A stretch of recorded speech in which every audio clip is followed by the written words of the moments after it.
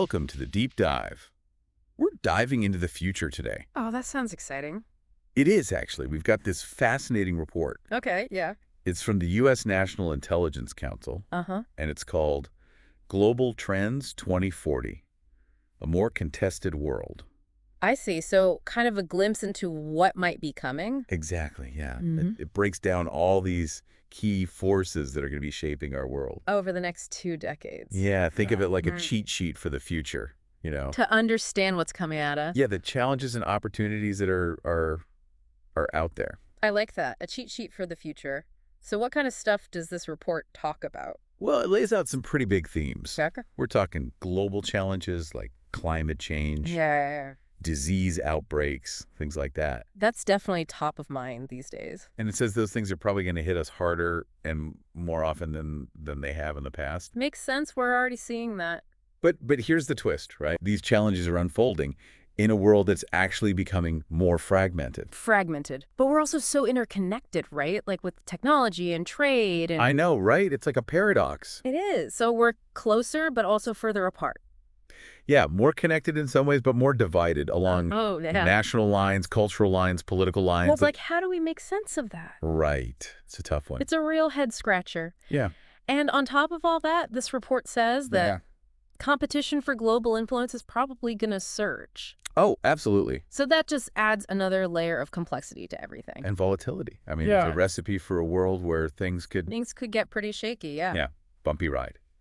But amidst all this change and uncertainty, the report highlights one crucial skill, and it's adaptation. Oh, that's interesting. So those who can roll with the punches. Right. Adapt to these shifts. They'll have the edge. They'll be the ones who thrive. Exactly, yeah.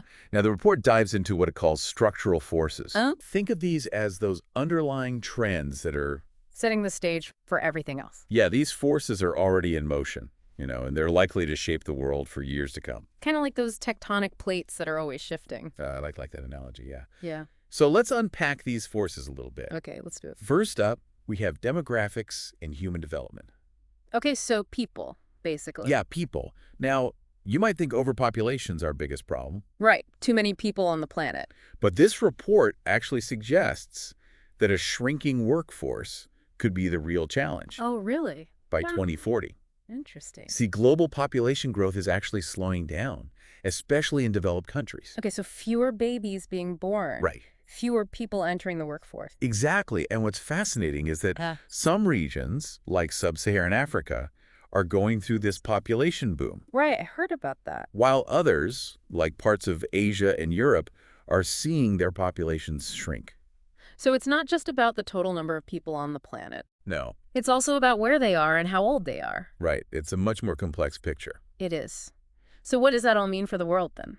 Well, it's going to have a huge impact on economic growth and social stability. Oh, okay. A smaller workforce means fewer people working. Fewer people contributing to the economy, right? Yeah. And that could lead to slower growth and put a strain on all those. Social programs, safety nets. Yeah, all those things. It's like the foundation of our global economy is shifting. It is. That makes sense. Is that why the report talks about this demographic dividend? That's exactly it. The demographic dividend refers to this economic boost a country can get when it has a large working age population. Got it. So more people working means more economic activity. Right. It's like a surge in productive capacity. I see. Which can lead to faster economic growth. Okay, so some developing countries are about to experience that. Yeah, they're poised to benefit. But other countries face this challenge of rapid aging. Yeah, before they even reach higher income levels. Exactly. So they miss out on that dividend. Right, it's all about timing and finding the right balance. It is. So we've got these shrinking workforces in some areas, booming populations in others. Yeah. What about urbanization? I mean, everyone's moving to the cities, right? They are. Urbanization is definitely on the rise, and it's happening fast. And it's mostly happening in developing countries, right? Yeah. The report predicts that almost all population growth will occur in developing countries. Wow. And mostly in urban areas. Like, we're talking mega cities. Yeah, mega cities exploding in size. I mean, think about the stress on resources and infrastructure. It could be massive. It is. This rapid urbanization in these poorer countries, especially in sub-Saharan Africa and South Asia, right? it poses immense challenges. And I mean, think about providing housing, Jobs, healthcare. transportation Yeah. for millions and millions of new. Urban dwellers. Yeah, it's a monumental task. It is. So we've got this rapidly changing population, Mhm. the challenges of urbanization. Hmm. Let's talk about the environment. Okay. I have a feeling this one might be a A little... little less optimistic. Yeah. You're probably right, yeah. The report paints a pretty sobering picture of how climate change could impact us Okay. over the next 2 decades. And we're not just talking about warmer weather here. No, right. We're talking more frequent. And more intense extreme weather events. Yeah, like hurricanes. Droughts, floods. Rising sea levels. Which could displace millions of people. Millions. And the report talks about exceeding 1.5 degrees Celsius of warming within the next 20 years. Oh, wow. So that's happening fast. It's happening faster than a lot of people think. It is. So what does that actually mean for people, like, on the ground? What will they experience? The effects are going to be felt most acutely in developing countries, Okay. where resources are already stretched thin. Yeah, right. Imagine food and water becoming even more scarce, increasing the risk of conflict and mass migrations. That's a recipe for disaster. Yeah, it's a scary thought. And these environmental challenges they're deeply intertwined with human security and global stability. They are. It's not just about the planet anymore. It's about people. Exactly. It's a human issue, with global consequences. So we've covered population changes, Mm-hmm. a changing climate. Mm-hmm. What's next? Well, let's delve into the global economy. Okay, the economy. The report suggests that global economic growth is likely to slow down. And that's going to impact everything, from government budgets To those social programs. to those social programs we were just talking about. Right. A global economic slowdown. What does that actually mean? Yeah, like what will people actually experience? Imagine tighter budgets, potentially fewer resources to Address all these... address all these challenges that we've been talking about. Yeah. This slowdown could lead to some really tough decisions about spending priorities. Oh, yeah, definitely. And that's tough for governments. And for people. And for people, yeah. So we're talking about a world with potentially fewer resources Yeah, to address some pretty big problems. right. Does this report say anything about how technology might impact the economy? It does, and that's where things get even more complex. Okay, complex in what way? Well, we often hear about how innovations like artificial intelligence, AI. automation, Right, they can boost productivity. make things more efficient. But could they also lead to a jobless future? I mean, that's the big question. That is the big question. What happens if those jobs disappear faster than new ones are created? Yeah, that's a valid concern. It is, and it's one that policymakers and business leaders need to be thinking about very carefully. It is. We've got to find ways to harness the power of technology, Mm-hmm. but without leaving people behind. Exactly. It Yeah. sounds like there's just a lot of uncertainty swirling around the future of work, the economy, and even global trade, which, the report says could become even more fragmented. It's a lot to take in, for sure. But there's one more structural force Okay. that we need to discuss. What's that? Technology itself. Okay. And this is where things get really interesting. Okay, tell me more. The report predicts that the pace and the impact of technological development Mm-hmm. is going to skyrocket over the next 2 decades. It's already moving so fast. I know, it's almost hard to imagine. Like, what kind of changes are we talking about? Give me an example. Okay, so think about artificial intelligence and biotechnology. Okay. These technologies have the potential to revolutionize practically everything, Wow. from healthcare and manufacturing Right. to warfare and even what it means to be human. Oh, wow. That's mind-blowing. So technology is going to be both incredibly beneficial, but also potentially very disruptive. Exactly. It's a double-edged sword. Yeah. And as these advancements occur, I imagine competition's just going to intensify. Oh, absolutely. Especially between major powers like the US and China. So it's not just about having the latest gadgets anymore. It's about who Who controls the future? controls the future of technology. You got it. It's a high-stakes game. Yeah.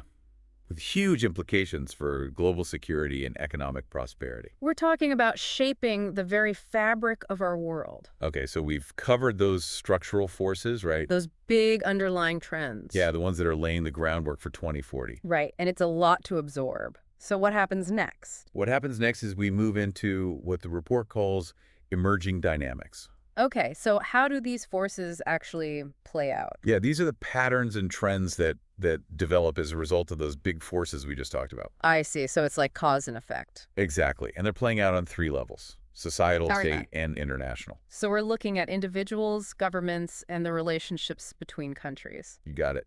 And at the societal level, Mm-hmm. the report points to a trend that's already pretty familiar. What's that? People are becoming more and more disillusioned with governments Yeah. and institutions. Oh, yeah, I've definitely seen that. Right, so people are losing faith in those who are supposed to be in charge. Yeah, it's like that trust is eroding. Yeah, it's eroding, and it makes sense as the pace of change accelerates. Mm-hmm. And those traditional systems struggle to keep up. They just can't keep up. People lose trust. They feel Unheard. unrepresented. And nobody's listening to them. Yeah, it's that classic out-of-touch problem, but amplified by a million other anxieties. Right. People are worried about their jobs, their safety, their future, everything. Yeah, it's a breeding ground for frustration and a search for answers. Totally. And this report highlights a really concerning trend. This decline in trust in institutions. Yeah. It's been happening globally, and That's it's right. probably going to continue for decades. So in this world of increasing uncertainty, right, Mhm. where do people turn when they lose faith in those traditional systems? Yeah, what fills that void? What fills that void? And that's where identity politics comes in. Oh, interesting. As the world becomes more fragmented, Yeah. people look for a sense of belonging and purpose In their shared identities. yeah, whether it's religious, Definitely. political, Even online? even online, yeah. Oh. It's like they're seeking comfort and meaning in a world that feels like it's spinning out of control. It is. That makes sense. And the report notes that some people are clinging to those traditional identities, Mhm. while others are embracing new ones, transnational identities. Oh, that's interesting. So you have people retreating to what's familiar, Yeah. but then you also have people building these new connections. Yeah, new connections. I Okay. mean, we see this in online communities Social movements, professional networks. that transcend borders. Yeah. Yeah, it's really fascinating. This Yeah. is all happening Yeah. in a media environment Yeah. where everyone's kind of in their own echo chamber. I know, right? How does that impact things? Well, it definitely makes it harder to find common ground and have those productive conversations. Yeah, it does. And as these trends continue, the report predicts that those public demands for change are just going to intensify. Yeah, fueled by all those things we talked about, Inequality, Yeah. climate change, technological disruption. all of it. It's like this pressure cooker. Yeah, pressure cooker. So you have all this pressure building up at the societal level. Mm-hmm. How are governments responding to all this? That's where we shift to the state level of analysis. Okay. And frankly, the report paints a pretty bleak picture. Oh, no. Governments everywhere are going to face increasing pressure from all sides. Yeah. And it's not just about keeping up with technology. It's about Mhm. managing these increasingly complex societies Right. with all these diverse and often conflicting needs. It's like trying to steer a ship in a storm while everyone on board is arguing about which direction to go. That's a great analogy. And this pressure is just made worse by all those economic constraints we talked about, right? Slower growth. Yeah. Rising debt. Yeah, the need to invest in things like climate change adaptation. All of that makes it so much harder to meet those public expectations. Well, it does. And it sounds like a recipe for political instability. It's a big concern, definitely. And the report highlights this key tension, Okay. this growing mismatch between what people expect Yeah. and what governments can actually deliver. Right. That's likely to create a much more volatile political landscape. So more protests. Unrest, instability, Yeah, it sounds like it. and perhaps even more concerning. That's that. The report suggests that democracy itself Oh. could be at risk. Oh, wow. As authoritarian regimes get more assertive, Yeah. and even some democratic governments struggle to maintain that public trust, Right. we could see further erosion of democratic values and institutions. So it's not just about governments failing to deliver. No, It's about those very systems of government being challenged. that's exactly right. Wow. So we've talked about individuals. Mm. We've talked about governments. Let's zoom out to the international level. Okay, the big picture. Yeah, the big picture. What happens when we put all these pieces together? Well, the report's main takeaway here is that the international system is likely to become More. more contested, more uncertain, and potentially even more conflict-prone. So we're headed for a more dangerous world. There's definitely a risk of that. Yeah. And the report points to a key dynamic here, What's that? the rivalry between the U.S. and China. Oh, right. that's going to shape the geopolitical landscape in a major way. We're already seeing signs of that. We are, with trade wars, tensions over technology and security. All of it. But it's not just about those two superpowers, right? Right. There are other players. Yeah. The report acknowledges that a whole range of actors are going to play a bigger role on the world stage. Like who? Well, you've got regional powers All right. and even non-state actors like corporations and NGOs. Oh, interesting. So a more multipolar world with more players vying for power. Exactly. And then you add in all those technological advancements. Right. That could reshape the very nature of power. It could. Think about things like cyber warfare, artificial intelligence, Right. even space-based technologies. So it's not just about armies and weapons anymore. Not at all. The tools of power are changing. The playing field's becoming more level in some ways. It is, but that could also lead to greater instability. Right, because there are more players who can disrupt things. Exactly. So it's a more complex, more unpredictable, and potentially more dangerous world. It is. And the report acknowledges that the international order we've known for decades, it's probably going to face increasing challenges. Right, as countries compete to shape global norms. And institutions, exactly. Yeah, it's like the old rule book might not work anymore. And what happens when those old rules become obsolete? Yeah, what happens then? That's where things get really concerning. Because the erosion of existing norms and the lack of new ones for these emerging domains like cyber and space, it increases the risk of miscalculation. Misunderstanding. And even conflict. So we're talking about a world where the risk of conflict is higher and the consequences could be much more devastating. Yeah, it's a sobering thought. But it's important to remember that this report doesn't just offer this doom and gloom scenario. Okay, good. It also provides some potential paths forward. Okay, so there's some hope amidst all these challenges. There is. The report lays out 5 plausible scenarios for the world in 2040. Yeah. And they range from a renaissance of democracies to a world adrift. Okay. Now, it's important to remember, these aren't predictions. They're more like thought experiments designed to help us understand the range of possibilities. So we have a choice in shaping the future. That's the idea. We're not just passengers on this ride. That's a powerful thought. So what are some of these scenarios? What do they look like? Let's dive into those next. Each one presents a unique set of challenges and opportunities for the world. Okay. And for you as an individual navigating that world. I like it. Okay, let's do it. All right, so let's start with a scenario called Renaissance of Democracies. Okay. Picture a world where democracy actually makes a comeback. Oh, okay. Stronger than ever. Stronger than ever, exactly. I like that. So what would make that possible? Well, imagine the U.S. and its allies, they double down on those democratic values and institutions. Okay. And they successfully use technology to actually create A more equitable society. a more equitable and prosperous society, yeah. Okay, so you're talking about investing in Education infrastructure to Sure. kind of build more resilient. and inclusive future. Yeah. So as these democracies flourish, They become a a beacon, beacon of hope. yeah, for people who are living under authoritarian rule. Oh.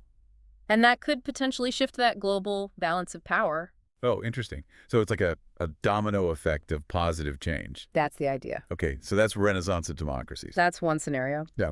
Now, let's shift gears a little bit to a world adrift, A world adrift, okay. which is a bit more unsettling. Okay. In this scenario, global cooperation breaks down, Oh, no. leading to a much more chaotic and fragmented international system. Okay, so it's every country for itself. Essentially. Okay. Yep. So a world without rules Yeah. where power is the only currency. It's a concerning possibility. Yeah, that sounds pretty bleak. It is. The report envisions a world where those global challenges like climate change and pandemics, they just overwhelm governments and institutions, right? Right. And this leads to a downward spiral of instability and conflict. Yeah. And you have these regional powers and non-state actors Okay. trying to kind of fill the void, Fill the void left by. those weakened global institutions. Wow. So it's like the ground is shifting beneath our feet Yeah. and nobody has a steady hand on the wheel. Yeah, it's a very turbulent picture. Okay, so we've got one pretty hopeful scenario. Right. One pretty bleak scenario. Yeah. Give me something that's somewhere in between those two. Okay, so how about competitive coexistence? Competitive coexistence. Okay. In this scenario, the U.S. and China, Yeah. They manage to avoid direct conflict, Okay. but they remain locked in this fierce competition For what? for economic and technological dominance. Okay, so it's like a new Cold War, but fought on a technological battlefield. That's a good way to think about it. So the world essentially becomes divided Divided into two. into these two rival blocks. Oh, okay. Each with its own Sphere of influence. sphere of influence. Yeah, its own set of rules and norms. So separate supply chains, Yeah. different technological standards, even... Even competing visions for the future of the internet. Oh, wow. It's a world of high stakes, high rewards, Yeah, but also, plenty of room for... Miscalculation, escalation. Right. So it's like walking a tightrope between progress and potential disaster. It is, yeah. So that's competitive coexistence. Yeah. Now, the fourth scenario, separate silos. Separate silos. This takes fragmentation to the extreme. Okay. How so? Imagine globalization actually going into reverse. Oh, wow. As countries retreat into their own self-contained economic and security blocks. Okay. So you're talking about Closed border. closed borders, protectionist trade policies. Decline in international cooperation. Wow. Is that the end of globalization as we know it? Essentially, yeah. In this scenario, self-sufficiency and resilience Become more important. become much more important than interdependence. Okay. So this would lead to a much more fragmented and potentially less efficient global economy. Right. And I imagine the gap between rich and poor countries Would likely widen, yeah. So a world with more walls than bridges. Yeah. And a lot more inequality. That's the potential downside of this scenario. Yeah. It doesn't sound like a path toward progress. No, it doesn't. No, the final scenario is a bit different. Okay. It's called tragedy and mobilization. Tragedy and mobilization. Okay. That title definitely grabs your attention. And it does. What's the story behind this one? So imagine a major global catastrophe. Like what? Like a massive environmental disaster or a devastating pandemic Okay. that actually forces countries to put aside their differences and work together. Oh, wow. So it's like a wake-up call that finally jolts humanity into action. That's the idea. Crises often have a way of shifting perspectives, you know, and the report suggests that this scenario could lead to a really fundamental change And what? in values and priorities. Okay. As people realize that their survival actually depends on cooperation. So it's almost counterintuitive, tragedy leading to unity. It might seem that way, but it's happened before in history. So it's like hitting a global reset button. Yeah, a chance to rebuild a better world. From the ground up. Yeah. And in this new world order, Mm-hmm. you see these non-state actors like NGOs and international organizations. Okay. They play a much larger role. Okay. There's a greater focus on sustainability, equity, the common good. It's like a phoenix rising from the ashes. In a way, yeah. It's fascinating how each scenario presents this different vision of the future. They do. They really do. Does the report favor one over the others? The report doesn't pick a winner. Okay. It emphasizes that these are plausible pathways, Right. not predictions. Right. Which path we end up on. Depends on. Depends on a lot of factors. Mm-hmm. Political choices, technological developments, and even unforeseen events. So it's not about fate. It's about agency. agency, yeah. We have a choice in shaping the future. That's a key takeaway, yeah. And perhaps the report's most important message. What's up? It's a call to action. It's a reminder that we need to understand the forces shaping the world. Right. And make those choices that actually lead us toward the future we want. So it's empowering, actually. It is. It is. Okay, so we have all these global trends, these different scenarios. It's a lot to process. It is a lot to absorb. What does it all mean for the average person? Yeah. How do we make sense of this in our own lives? Right. That's a great question. Yeah. I think one of the most important takeaways Okay. is that the world is becoming increasingly complex Right. and unpredictable. Right. Yeah, those old certainties we used to rely on, They're breaking down. yeah, it's gone. So we need to be prepared for a future that's likely to be Full of surprises. full of surprises. Exactly. So we better learn to expect the unexpected. That's a good motto. Yeah. And I think another crucial point, What's that? adaptation is going to be key. Oh, yeah. Those who can learn, evolve, and adapt to these changes. They're going to have a real advantage. A real advantage, yeah. And this new world. So it's not about, clinging to the past. Right. It's about being open to new ideas, New technology. new ways of doing things. Exactly. And finally, I think this report is a reminder that we have a responsibility to help shape the future, Not just leave it to... It's not just up to governments or corporations. It's... Individuals have a role to play. Yeah, individuals have a role to play. It's about being informed, Right. engaged, being active in your communities and in the world around you. So being informed, being engaged, being active in our communities and the world around us. Exactly. Okay, so that's a tall order, but the report highlights some key areas where we can make a difference. Right. It suggests strengthening democracy. Okay. Multilateral cooperation. Okay. Investing in education and innovation. And working to address those root causes of inequality and conflict. Those are some pretty big goals. They are. But the report argues that they're essential. To creating a better world. To creating a future that's more peaceful, prosperous, and sustainable. Yeah, it's a lot to think about. It is. This report is packed with information and insights, and it definitely gives us a lot to... Yeah. What's key takeaway that you think listeners should really pay attention to? Well, this report focuses on the big picture, global trends, geopolitical dynamics, technological advancements. But it's important to remember that change starts at the local level. So it's about asking ourselves, what can we do in our own communities? Exactly. How we can use our time, talents, resources to make a positive impact. You got it. Yeah. It's easy to feel overwhelmed by the scale of the challenges we face, but even small actions can make a difference. Yeah. It's like that butterfly effect. Yeah. Small actions can have a big ripple effect. So volunteer at a local organization, support a cause you believe in, reach out to someone who's struggling, It all adds up. Every act of kindness, every effort to make your communities more just and sustainable. Yeah. It all contributes to building a better future. That's a beautiful thought, yeah. Ultimately, it's those small acts of hope and courage that really determine whether we create a more just and sustainable world. That's really well said. It leads to a question that comes up a lot, Okay. How will different parts of the world experience these changes? Right. Because this report is global in scope, but the impact won't be uniform. Right. Yeah. That's a great point. And the report actually delves into regional forecasts, Okay. Highlighting some fascinating projections and potential variations in how these trends might play out. Okay, so let's take a closer look at these regional differences. Yeah. What are some of the key findings? Well, for instance, the report suggests that Latin America and the Caribbean, they may experience slow economic growth and could even see democratic backsliding in some countries. Oh, wow.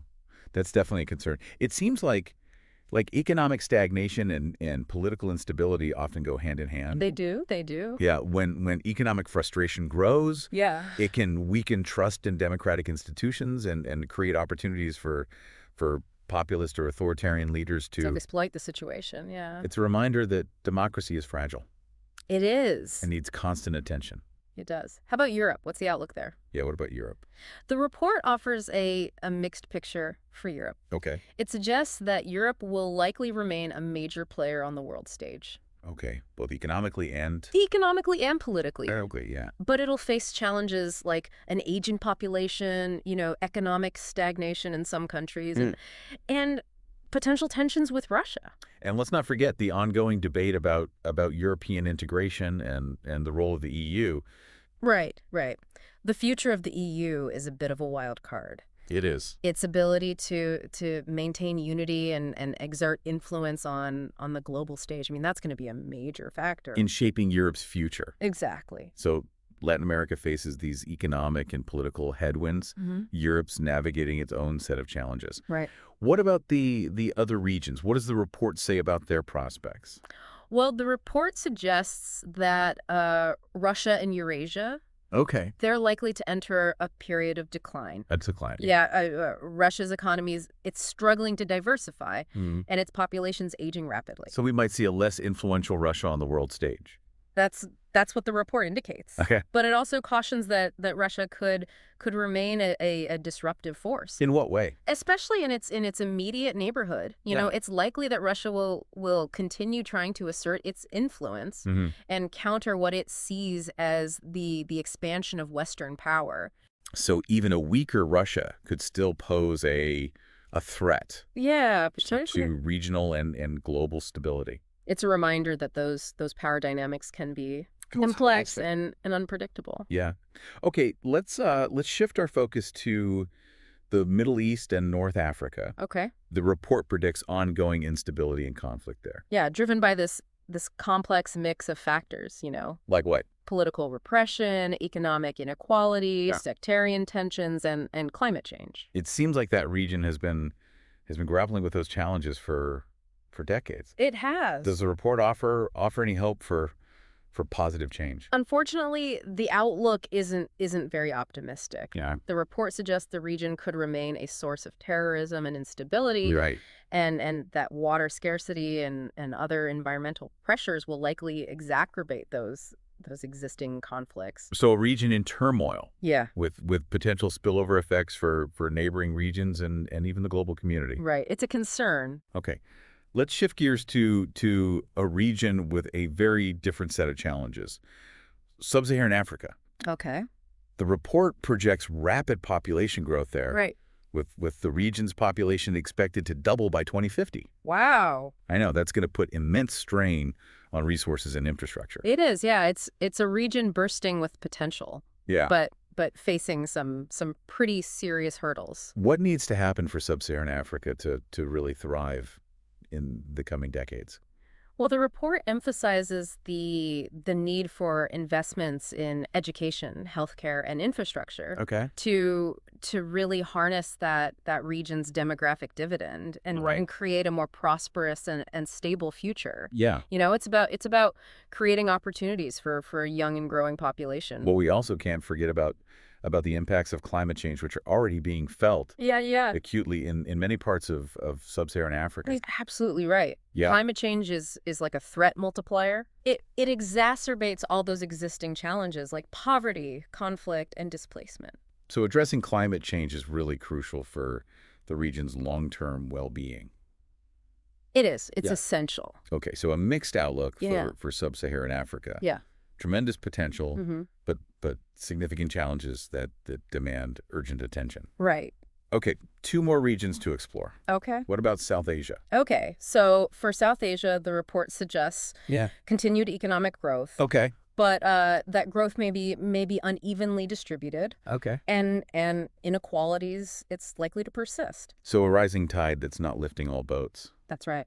It sounds like addressing inequality will be crucial for ensuring that everyone benefits from that economic growth. Yeah. Yeah. And the report also flags the risk of political instability and conflict, particularly between India and Pakistan. Right. Which could have, significant regional and global implications. It's a reminder that even amidst economic progress, those long-standing rivalries and tensions can simmer beneath the surface. They can. Yeah. Okay, 2 more regions. Okay. What about Northeast Asia? So Northeast Asia is expected to remain a region of geopolitical competition. Okay. You know, with China's growing power and influence. Right. It's challenging that existing order. Challenging the status quo. Yeah, and the report also highlights the persistent risk of conflict on the Korean Peninsula. So a potential flashpoint. Yeah. In an already tense region. It is. What other factors could shape the future of Northeast Asia? Yeah, what else? Well, the report suggests that technological advancements will play a key role. Okay. You know, the countries in the region, they're competing for dominance in areas like artificial intelligence, quantum computing, and space-based technologies. So the future of international relations is not just about military might anymore. It's also about technological and economic prowess. Yeah, it's a whole new game. It is. Okay, last but not least, let's talk about Southeast Asia. Okay, Southeast Asia, what's the outlook there? The report anticipates continued rapid economic growth. Okay, yes. In Southeast Asia. However, it cautions that this growth could come with some challenges like like environmental degradation, Right. social inequality, Right. and political instability. So navigating that tension between economic development and sustainability Will be key. will be key for Southeast Asia. It will. What else does the report highlight? Well, it emphasizes the importance of strong governance and regional cooperation, Okay. in addressing those challenges Right. and creating a more inclusive and sustainable future for Southeast Asia. So working together is essential. It really is. Yeah. Well, there you have it. Yeah. A whirlwind tour of the future. And the future. As envisioned by the U.S. National Intelligence Council. Right. A future brimming with challenges and opportunities, risks and rewards. Absolutely. It's a lot to take in, but understanding these trends is the first step towards navigating what lies ahead. It is. It is. Knowledge is power. It is, and as we've discussed, the future isn't set in stone. No, it's not. The choices we make today will determine which path we end up on, both individually and collectively. That's right. We have agency. We do. So let's make those choices thoughtfully and courageously. I agree. Thank you for sharing your insights. It's been an incredibly thought-provoking journey into the future. Thank you for having me. It's been a pleasure exploring these ideas with you. And to all our listeners, thank you for joining us on this deep dive. Yeah, thanks for listening, everyone. Remember, the future is what we make it. We have the power to shape it.